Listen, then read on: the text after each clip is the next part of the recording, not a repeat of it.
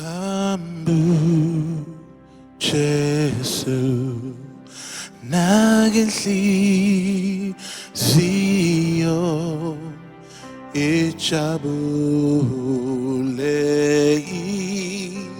icula emthwaleni nzima elethu sizikwenza indlela ekhathazayo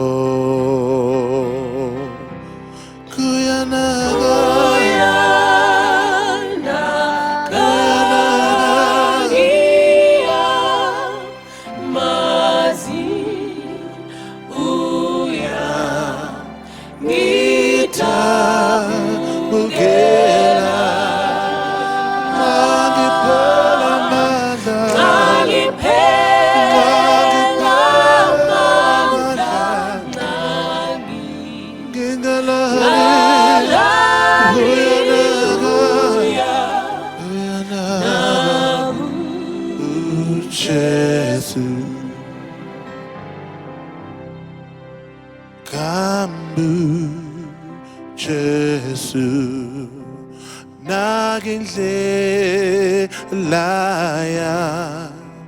ngenovalo ngenqina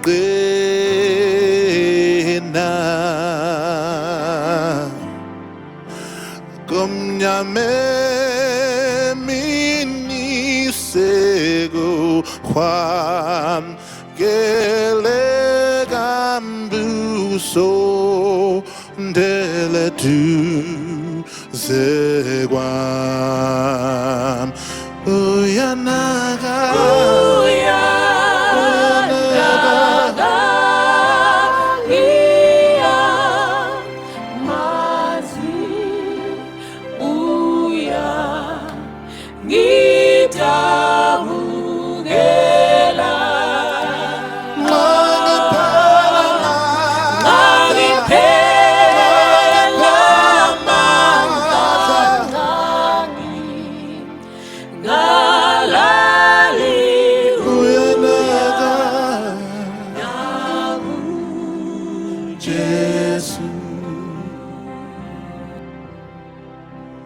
Kambu Jesu nakanqa ngithi sala sihlo bongifa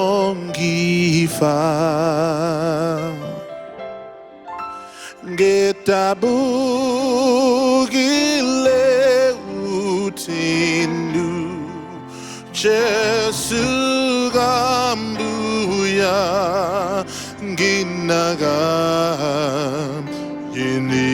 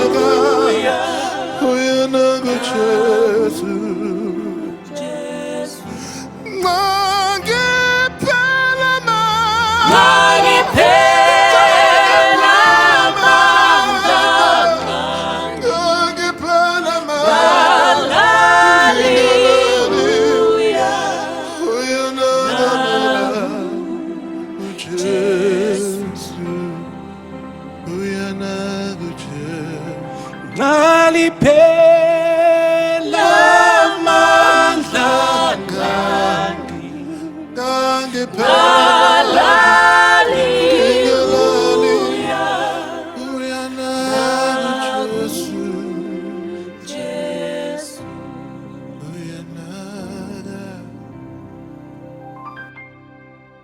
to serve and to save. To serve and to save. Would like to welcome you all to our Sabbath school lesson. Today we are continuing as we study the book of Isaiah. This week we are looking at Isaiah chapter 41, parts of chapter 42, going into chapter 45 as well. We'll end up at chapter 49 of the book of Isaiah. And we want to look at the blessing of God who has called us to serve him and to love him. I want to read Isaiah chapter 42, verse 1. That is our key text. Isaiah chapter 42 and verse 1. It says, "Behold my servant, whom I uphold, my elect one, in whom my soul delights. I have put my spirit upon him, and he will bring justice to the Gentiles." Many people think it a privilege to travel to Bible lands and to walk in the places where Jesus walked. Many are willing to pay large sums of money to do that, and there's nothing wrong with doing that.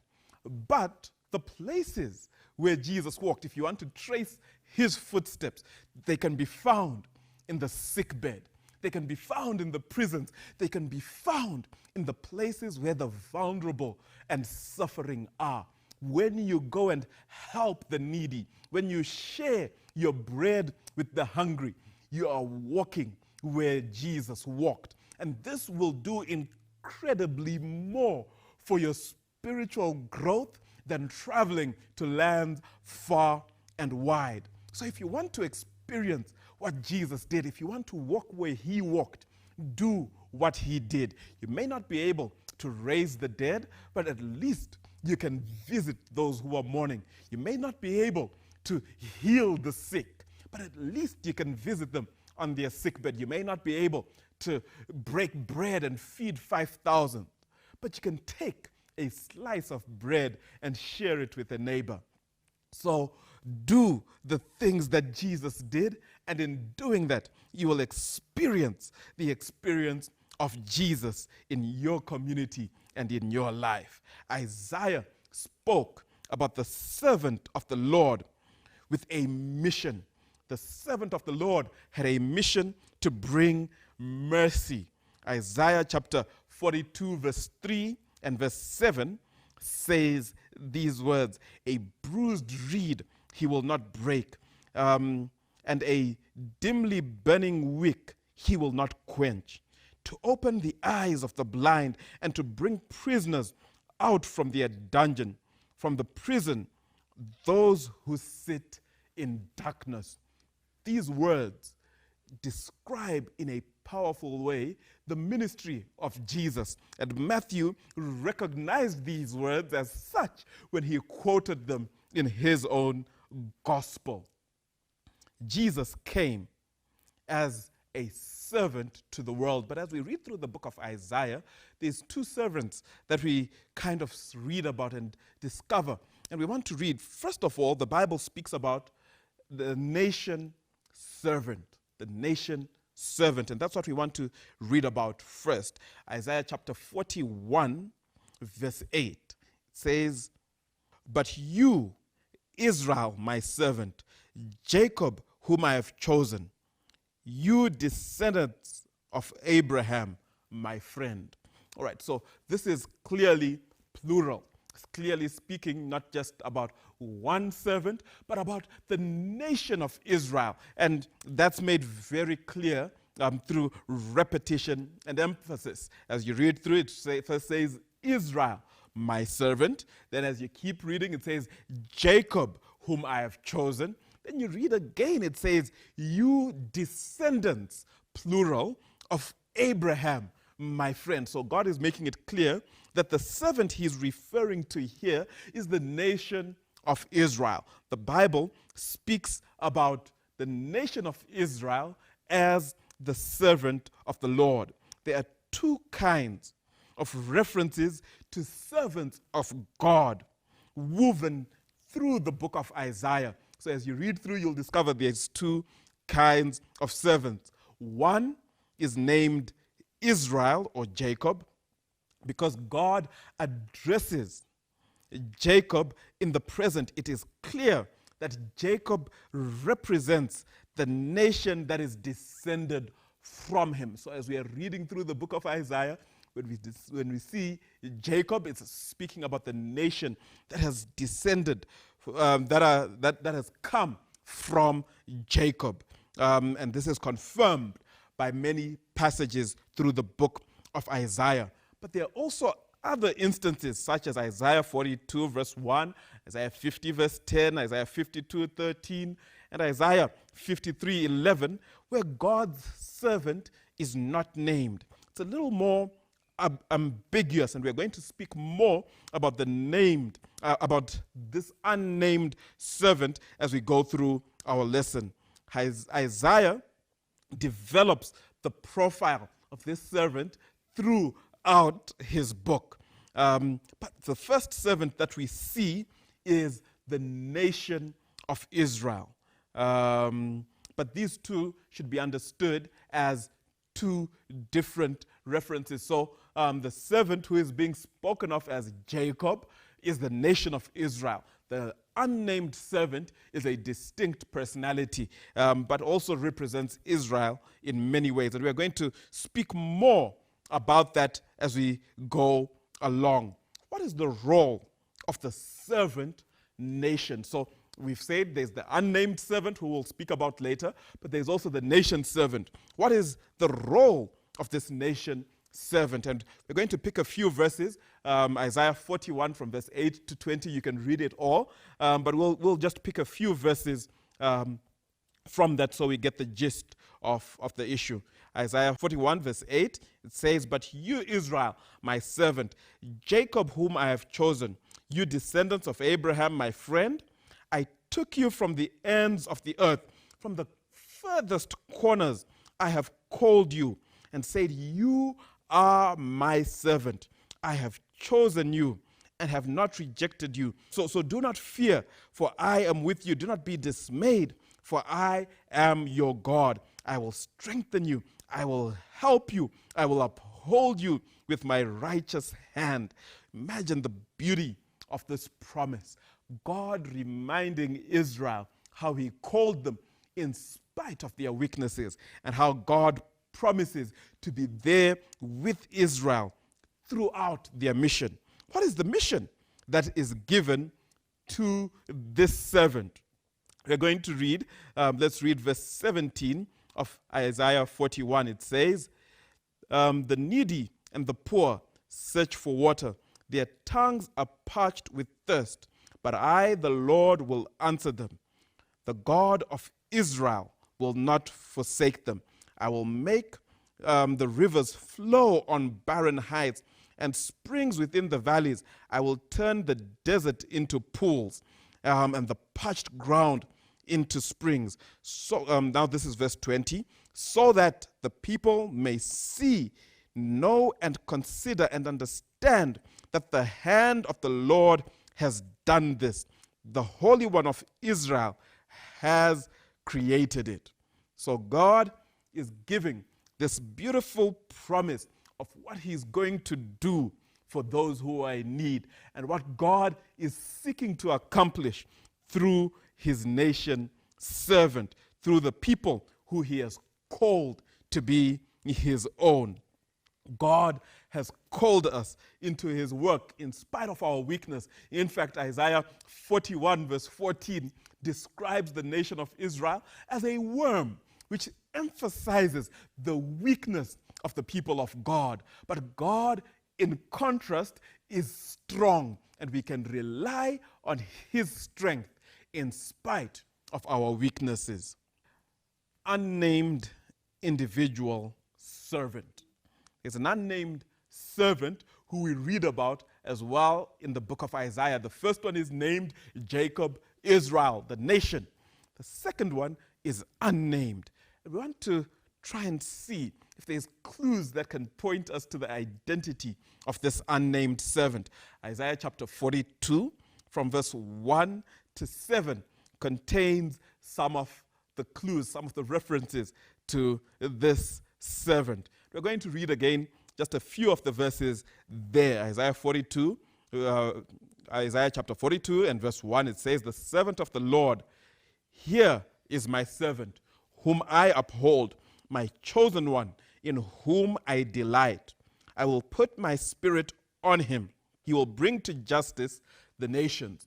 Really, when you're reading these words, this might remind you of the moment when there's a transfiguration, the sky opens and a voice is heard from heaven saying, "This is my beloved Son in whom I am well pleased." It reminds us of Jesus as we read it in the New Testament. So the words here are very, very significant. And the New Testament writers saw this servant as being Christ. But let's keep reading and see if there's more evidence that we can uncover. Going to read verse 3, "Bruised reed he will not break, a smoldering wick he will not snuff out. In faithfulness he will bring forth justice." Why are these words important? Because later, when the gospel writers are crafting their gospel, they refer to these words. Matthew in particular refers to these words and points that these words are speaking about Christ. So as we read about this servant, we quickly see that this servant is actually Jesus. There's a combination of different characteristics that speaks about the servant who he chooses. And I'd like to read that. It says, "What is the role of God's unnamed servant, whom he chooses and on whom he puts his spirit?" What's the role of that servant? Well, number one, he provides justice to the nations. Number two, he accomplishes his goals quietly and gently, but successfully. Number three, he is a teacher. Number four, he serves as a covenant between God and his people. Number five, he gives light, hope, by healing blindness and liberating prisoners. All these things are things that were pointing to Christ. So if you've been following along in your lesson study, the answer to this question would be all of the above are characteristics of the Messiah or of this servant. And if you look at these things, if you look at this description, it becomes clear that this is a description of the ministry of Christ. Compare this with Isaiah chapter 11. Remember, we studied Isaiah 11 earlier, where it speaks about the shoot that would come from the stump of Jesse, who is also the root of Jesse. You'll notice the language is very similar. The description is very similar. In other words, it's speaking about the same person. And we'll quickly realize that this is all speaking about Jesus and the work that he was going to do while here on earth, bringing justice, bringing back the kingdom of God. He was establishing the kingdom of God here on earth. Persian Messiah. Persian Messiah. Isaiah chapter 44, from verse 26. You can read from verse 26, through to chapter 5, verse 6. It speaks in beautiful words about the deliverance of Israel from exile. I'd like to read in particular verse 28. "Who says of Cyrus, he is my shepherd, and will accomplish all that I please. He will say of Jerusalem, let it be rebuilt. The temple, let its foundations be laid." Then going into chapter 45, says, "This is what the Lord says to his anointed, to Cyrus, who is whose right hand I take hold of to subdue the nations before him and to strip kings of their armor and open doors before him so that the gates will not be shut. Notice that Isaiah speaks and mentions the name of Cyrus. For many students of the Bible or so-called scholars, this reference to Cyrus is just a little too specific for their comfort. And so they choose to explain this away and they say, well, maybe there's somebody who wrote this much later. But this was written by Isaiah. And this becomes a remarkable prophecy into the future. He names the deliverer of Israel. Even before he comes, he names who it is who would give the declaration for the temple to be rebuilt after the exile. And this is many years before the Babylonian exile, in the time of Hezekiah the king. This is when Isaiah is writing these words, and this becomes a remarkable prophecy that we find in the book of Isaiah. Notice that Cyrus is called the Anointed One. In other words, the Bible is mentioning that Cyrus would come as kind of a messianic figure to the nation of Israel, to the people who are in bondage, and he was going to set them free. This gave them hope while in exile. This gave them hope in future times, hope in times of distress. And when they hear that Cyrus has been crowned king, this must have been a time of hope for the people of God. In the same way, today God has given us a sure word of prophecy to give us hope and courage in times of distress. Hope in advance. Hope in advance. The fact that Isaiah accurately predicted Cyrus by name disturbs many people, like we've mentioned. To cope with this, they have suggested that there was a second Isaiah who wrote the second part of the Bible. But there's no historical witness to this fact. In fact, we know that Isaiah, the first Isaiah, actually existed. But there's no historical witness to the existence of a second Isaiah. It will also be strange for the Bible not to mention a second Isaiah. Rather, we can trust that God knows the history of the world in advance, and he was able to name Cyrus even before his birth, because Cyrus was going to be a significant figure in the history of Israel. The basic message of the book of Isaiah is consistent. Trust the true God. In times of distress, trust in God, including the messianic deliverer, rather than other powers. We constantly find Ahaz failing to trust in the true God. But we find Hezekiah learning to put his confidence in God, and the results are evident. As we read through the book of Isaiah, we need to fall in love with God. We need to learn to trust God in everything. God who gives us hope in advance. God who gives us promises and assurances of his presence through it all. In spite of the darkness, in spite of the night that we may be going through, we can learn to trust in God regardless of what the world is showing us all around. Though the nation did face terrible calamity because of the people's sins, some among them did not give up hope. In spite of the calamity, don't give up hope. They clung to God's promises. Some promises found even in Leviticus chapter 26 from verse 40 to 45, where God promises to be with his people.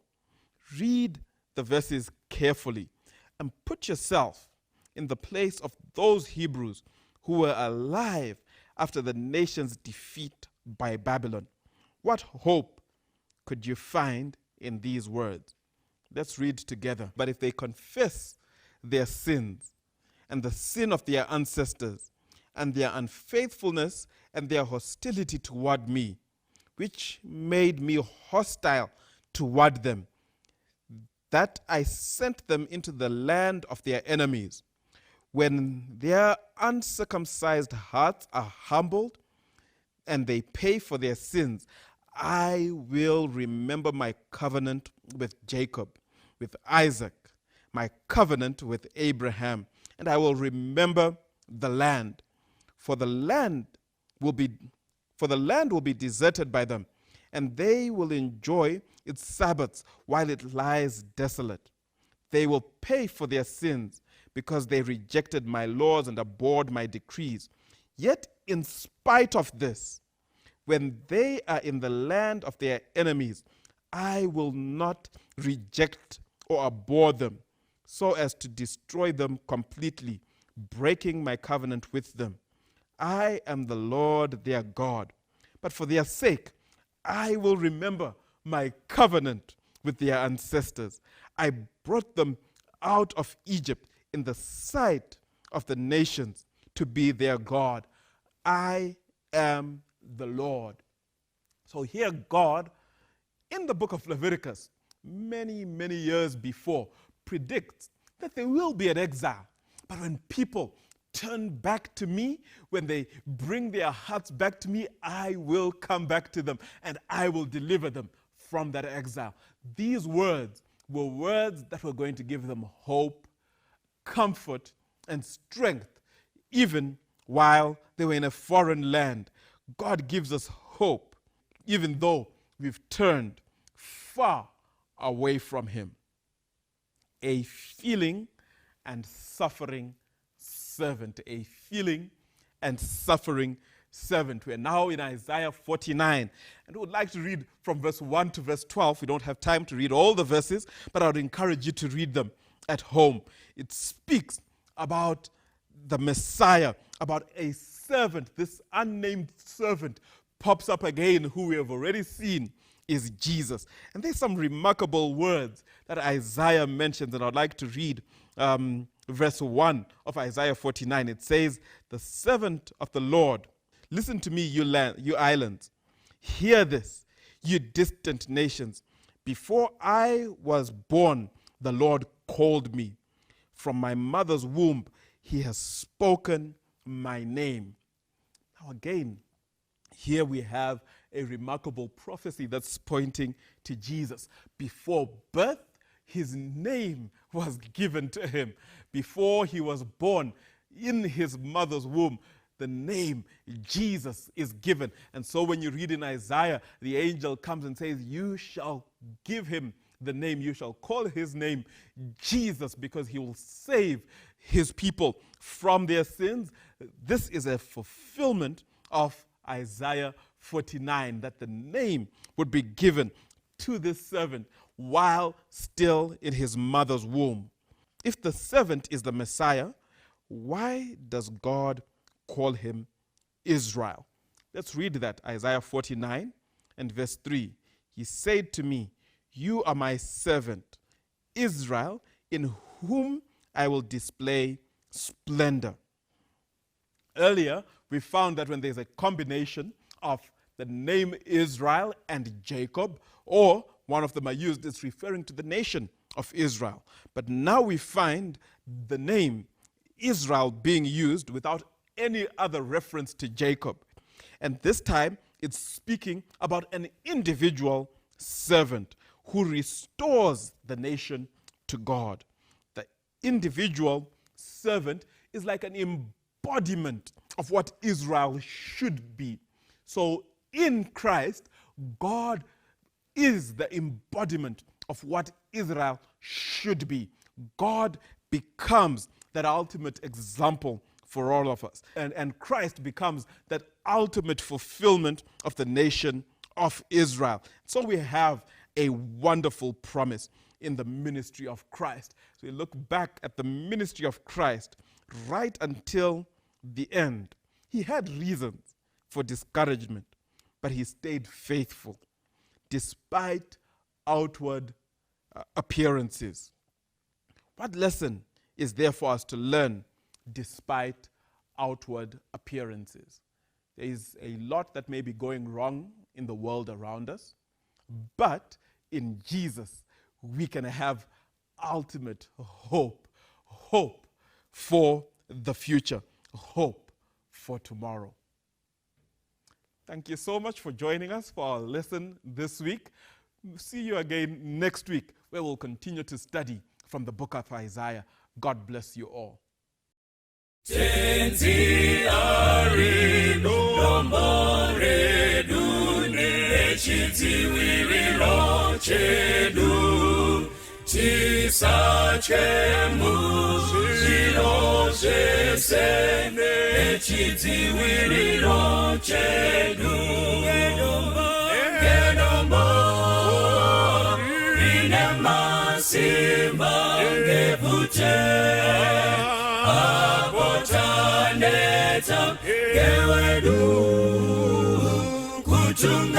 Kutungamira nechidziwiriro chedu, futeredu masikati nechidziwiriro chedu, mekupenya pausiku nechidziwiriro chedu.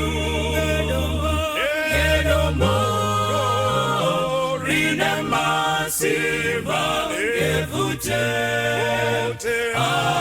apotaneta gewedu kutungamira nechidziwiriro chedu, champupuri chatinera nechidziwiriro chedu, kuna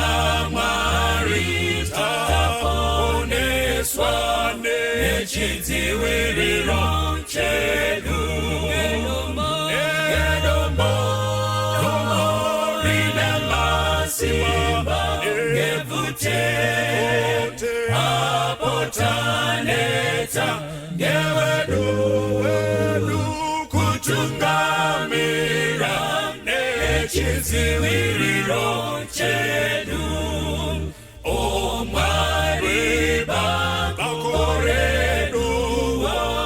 nechidziwiriro chedu, kubatsiri muri pedyo nechidziwiriro chedu,